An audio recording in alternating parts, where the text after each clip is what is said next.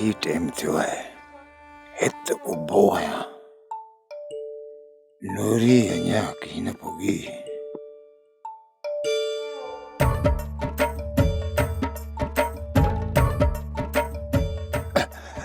अचे पई हाय हाय आओ हुनजे हलण तां कुर्बान वञा सदके वञा सदके हाय हाय हाय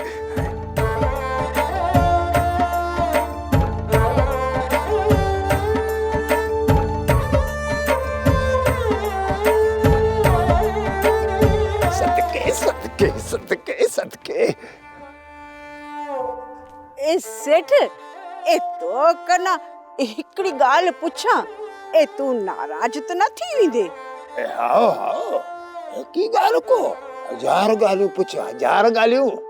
ए सेठ ए ए ए ए ए आज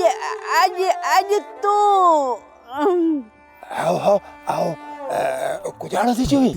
ए सेठ ए दूर बटारे सु आज तू मुके न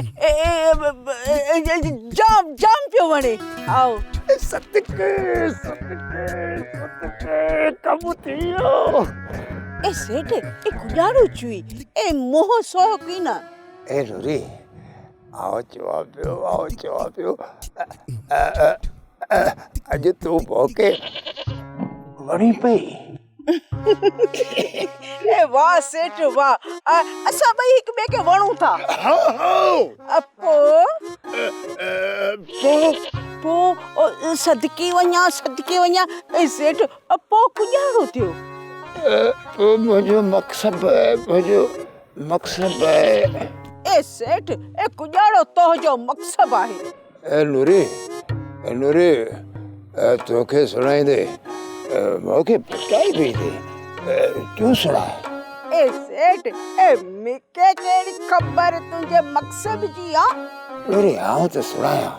पर मोके पिटाई भी थी ए पो सेठ जॾहिं तुंहिंजी फिका खत्म थी वञे न ए पो मूंखे सुणाइज ए तेसी आऊं वञा थी ए मो मिसरी न अची वञे ए नारींदो त कुटींदो ए आऊं वञा थी आओ मिस्त्री छो मुझे पुठियां पियो आई हिकु खुदा जी मार पए तो के सदाई मुझो भुल वञायो तो जडी सोप सीरियल सारंग जा तमाम एपिसोड्स ॾिसो HD क्वालिटी में विजिट करियो असांजो YouTube channel Sindh TV HD drama subscribe कयो असांजो official YouTube channel Sindh TV HD drama ऐं वधीक अपडेट लाइ बेल आइकन खे क्लिक करियो।